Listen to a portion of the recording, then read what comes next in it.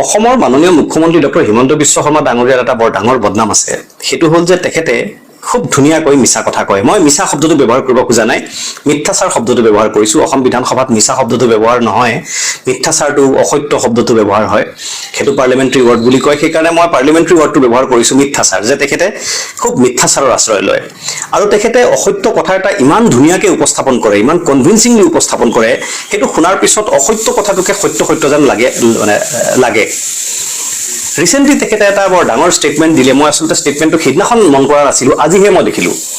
সেই ষ্টেটমেণ্টটোত তেখেতে কৈছে যে গুৱাহাটী এয়াৰপৰ্টৰ ওচৰৰ যিখিনি মাটি গভৰ্ণমেণ্টে অধিগ্ৰহণ কৰিবৰ কাৰণে নটিচ দিছে, সেই মাটিখিনি আদানীৰ পৰা ৰক্ষা কৰিবৰ কাৰণেহে নটিচ দিছে।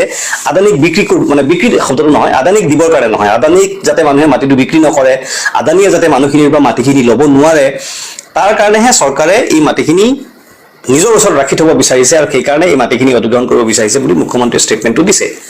আচলতে মুখ্যমন্ত্ৰীয়ে মানুহক সম্পূৰ্ণ মিছলিড কৰিছে, মিথ্যাচাৰৰ আশ্ৰয় লৈছে। আদানীক দিবৰ কাৰণেহে, আদানীৰ সেই মাটিৰ ওপৰত আদানীৰ কৰ্তৃত্ব স্থাপন কৰিবৰ কাৰণেহে মাটিখিনি যি অধিগ্ৰহণ কৰিব বিচৰা হৈছে। মই তাৰ তথ্য আপোনালোকৰ আগত উদঙাই দিম। প্ৰথমে মুখ্যমন্ত্ৰী মহোদয়ে কি কৈছিল সেই কথাটো আপোনালোকে এবাৰ শুনি লওক। আমি গুৱাহাটী এয়াৰপৰ্টৰ সন্মুখত 400-500 বিঘা মাটি আমি অধিগ্ৰহণ কৰাৰ কাৰণে চেষ্টা কৰিছো। কিছুমান বাতৰি কাকতে ইয়াৰ লগত আদানীক সম্পৰ্কিত কৰিবৰ বাবে চেষ্টা কৰিছে। গোটেই মাটিটো চৰকাৰে ল'ব খোজাৰ মূল উদ্দেশ্যই হ'ল যাতে ভৱিষ্যতে আদানীয়ে মাটিটো কিনি ল'ব নোৱাৰে।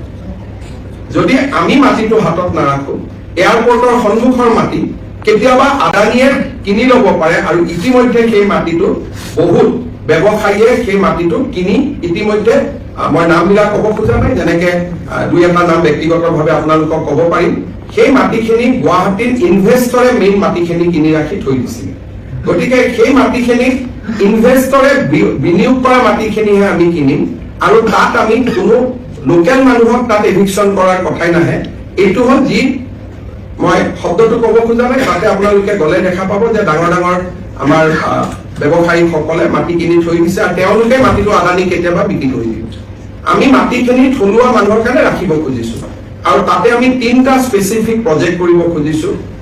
অসমত যাতে কনচাৰ্ট ইকনমি হ'ব পাৰে, কনচাৰ্ট ইকনমি হ'ব পৰাকৈ তাত ৰাজ্য চৰকাৰে এখন ডাঙৰ ষ্টেডিয়াম বনাব খুজিছে, যাতে আমাৰ ইয়াত কনভেনশ্যন হ'ব পাৰে। ভাৰত মণ্ডপৰ দৰে এটা কনভেনশ্যন চেণ্টাৰ কৰিব খুজিছে আৰু মই এতিয়া শব্দটো কৈছো বুজি পাবৰ কাৰণে, কিন্তু ইমান ডাঙৰ আমি কেতিয়াও কৰিব নোৱাৰো। ইউনিভাৰ্চেল ষ্টুডিঅ'ৰ দৰে আমি এটা এণ্টাৰটেইনমেণ্ট জোন কৰিব খুজিছো যাতে, আৰু এইটো it is a state government project, ইয়াত আদানী বা কাৰোবাৰ লগত সম্পৰ্ক নাই, it is a pure state government project. আৰু মই বাতৰি কাকতৰ সন্মানীয় সাংবাদিকসকলক অনুৰোধ কৰিম যে প্ৰত্যেকটো কথাতে আদানী আম্বানী কৈ থাকিলে অসমত বিনিয়োগকাৰী নাহা হ'ব। মুখ্যমন্ত্ৰী মহোদয়ে কি কৈছে নিশ্চয় আপোনালোকে শুনিছে। এতিয়া মই মূল কথাটোলৈ আহোঁ। গভৰ্ণমেণ্টে যিখন নটিচ জাৰি কৰিছে সেই অঞ্চলৰ মানুহৰ ওচৰত 4খন গাঁও, আজাৰা, গড়ল, লোৱাৰ মিৰ্জাপুৰ আৰু মিৰ্জাপুৰ, এই 4খন গাঁৱত গুৱাহাটী এয়াৰপৰ্টৰ একেবাৰে ওচৰতে সেই গাঁও 4খনৰ মানুহক কোৱা হৈছে যে আপোনালোকৰ মাটিখিনি আপোনালোকে খালী কৰক, আমি তাতে এৰট্ৰপলিছ বুলি এখন এৰট্ৰপলিছ প্ৰজেক্ট এটা তাত ৰূপায়ণ কৰিব খুজিছোঁ। এতিয়া এৰট্ৰপলিছ বস্তুটো কি, প্ৰথমে এই কথাটো আমি জানি লওঁ। এৰট্ৰপলিছ শব্দটো আহিছে এৰ' প্লাছ মেট্ৰপলিছ, এই দুটা শব্দৰ সংমিশ্ৰণৰ জৰিয়তে। এৰ' আপোনালোকে নিশ্চয় জানে যে এভিয়েশ্যনৰ লগত জড়িত, বিমানৰ লগত জড়িত এটা শব্দ এৰ', আৰু মেট্ৰপলিছ হৈছে এটা আৰবান এৰিয়া, আজিকালিৰ নতুন কনচেপ্ট এটা। গতিকে আমি এনেকৈ ক'ব পাৰোঁ যে এটা বাণিজ্যিক এলেকা য'ত এয়াৰপৰ্টখন মূল হ'ব, এয়াৰপৰ্টখনক কেন্দ্ৰ কৰি এটা বাণিজ্যিক এলেকা। এই কথাটোৰ অৰ্থটো হৈছে এৰট্ৰপলিছ। অৰ্থটো হৈছে যে এখন আধুনিক টাউনশ্বিপ। এৰট্ৰপলিছ বস্তুটো হৈছে এখন আধুনিক টাউনশ্বিপ য'ত এৰনটিক চেণ্টাৰবিলাক থাকিব, লগত থাকিব লজিষ্টিক্স পাৰ্কছ এটচেট্ৰা, লজিষ্টিকৰ বিভিন্ন বস্তু থাকিব আপোনাৰ কমাৰ্চিয়েল হাব, মল, হোটেলছ, দোকান ইত্যাদি থাকিব, আৰু ৰেচিডেঞ্চিয়েল এৰিয়া থাকিব, খেলা ধূলাৰ কাৰণে বস্তু থাকিব, জেগা থাকিব, ফ্লেট এটচেট্ৰা এইবিলাক থাকিব। এইটো হৈছে এৰট্ৰপলিছ। এক কথাত ক'বলৈ গ'লে এয়াৰপৰ্ট চেণ্ট্ৰিক এখন চিটি। যেনেকৈ মুম্বাইত নবী মুম্বাই, মূল মুম্বাই চহৰৰ বাহিৰত এখন বেলেগ চিটি এখন, কিন্তু বৃহত্তৰ মুম্বাইৰ অন্তৰ্গত, তেনেকেই গুৱাহাটী মেট্ৰপলিটান এৰিয়াৰ ঠিক বাহিৰত চাগে এইটো বাহিৰতে হ'ব মই একজেক্টলি চিয়ৰ নহয় গুৱাহাটী এয়াৰপৰ্টখন গুৱাহাটী মেট্ৰপলিটান এৰিয়াৰ ভিতৰত নে বাহিৰতে মই চিয়ৰ নহয় সম্ভৱতঃ বাহিৰত গতিকে গুৱাহাটী মেট্ৰপলিটান এৰিয়াৰ বাহিৰত কিন্তু গুৱাহাটীৰ দৰে এখন এডিশনাল সিটি এটো হ'ব মেট্ৰপলিস আৰু তাত মাল্টি মডেল কানেক্টিভিটি থাকিব প্ৰথমে আপোনালোকে মন কৰিব মই আগতে কৈছো প্ৰথমে এইখন বনাব খুজিছিলে পলাশবাৰীত প্ৰথম আছিলে গুৱাহাটী এয়াৰপৰ্টৰ ঠিক হেতু সাইডে মানে পলাশবাৰীৰ সাইডে এয়াৰপৰ্ট পাৰ হৈ আমাৰ এইফালৰ গুৱাহাটী সিটি ফালৰ পৰা গলে এয়াৰপৰ্ট পাৰ হৈ এটো বামুন্দি নে কি কয় জায়গাটোৰ নামটো মই পাহৰিছো এয়াৰপৰ্টৰ হেতু পাৰে মুঠতে সিটিখন তাত বনাব বিচাৰিছিলে কিন্তু তাত বহুত পুৰণা এখন সত্ৰ আছে 1800 কিমান চনত সেই সত্ৰৰ ঘৰটো বনোৱা হৈছিলে পুৰণা এখন সত্ৰ আছে আৰু কিবা কিবি পুৰণা বস্তু আছে গাঁওখন 1800 চনৰ গাঁও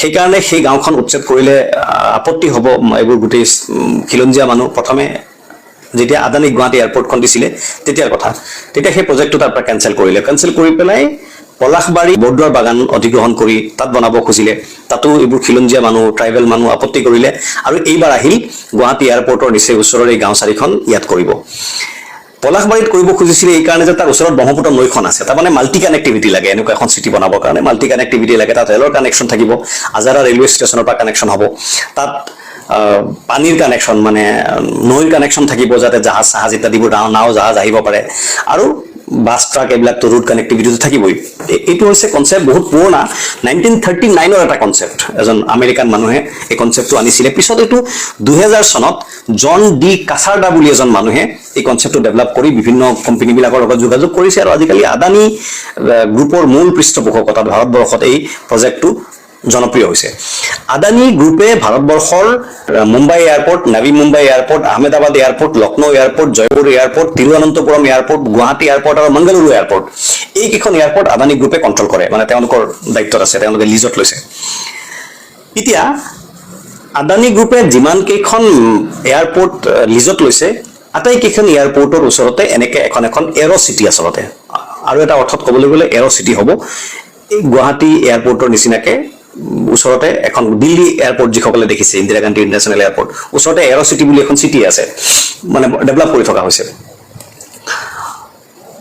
আপোনালোকৰ যিসকলে দেশ বিদেশৰ খবৰটো ল'ব জানে আপোনালোকে আদানীৰ ৱেবছাইট মই স্ক্ৰীনত দি দিছো আপোনালোকে চাই লওক আদানীৰ ৱেবছাইটটো আদানী গ্ৰুপৰ ৱেবছাইটটো খুলি পেলাই আপোনালোকে চাই ল'ব যে এৰ সিটিৰ কনসেপ্ট কি আদানীৰ ইনফ্ৰাষ্ট্ৰাকচাৰ ডেভেলপমেণ্টৰ কনসেপ্ট কি এই গোটেই কথাখিনি আপোনালোকে তেতিয়া বুজি পাই যাব আদানীয়ে আন্দাল বুলি দুৰ্গাপুৰৰ ৱেষ্ট বেংগলৰ দুৰ্গাপুৰৰ ওচৰত আন্দাল বুলি এখন এয়াৰপোৰ্ট তাত ডেভেলপ কৰি আছে মহালি এয়াৰপোৰ্ট পাঞ্জাব তাৰ ওচৰত এৰট্ৰচিটি ডেভেলপ কৰি আছে নবী মুম্বাই এয়াৰপোৰ্টৰ ওচৰত এৰট্ৰচিটি ডেভেলপ কৰিবৰ কাৰণে আদানীয়ে 18000 কোটি টকা অলৰেডি ইনভেষ্টমেণ্টৰ গোটেই প্লান সম্পূৰ্ণ কৰিছে কাম চলি আছে আৰু greater Noida airport Hisar airport হাৰিয়ানাৰ এইবোৰ এয়াৰপোৰ্টৰ ওচৰত এখনকে এৰট্ৰপলিছ সিটি নিৰ্মাণ কৰিবৰ কাৰণে আদানীয়ে কাম কৰি আছে তাৰ ভিতৰত গুৱাহাটী এয়াৰপোৰ্টৰ ওচৰৰ এৰট্ৰপলিছ বুলি যিখন সিটি বনাব কৈছে সেইখনো আলটিমেটলি আদানীৰ হাতলৈ যাব মুখ্যমন্ত্ৰীয়ে কোৱা এটা কথা ভুল নহয় যে আদানীৰ ওচৰত বিক্ৰী কৰি নিদিয়ে আদানীক হেণ্ড অভাৰ কৰি নিদিয়ে কিন্তু যিটো ডেভেলপমেণ্টেল প্ৰচেছ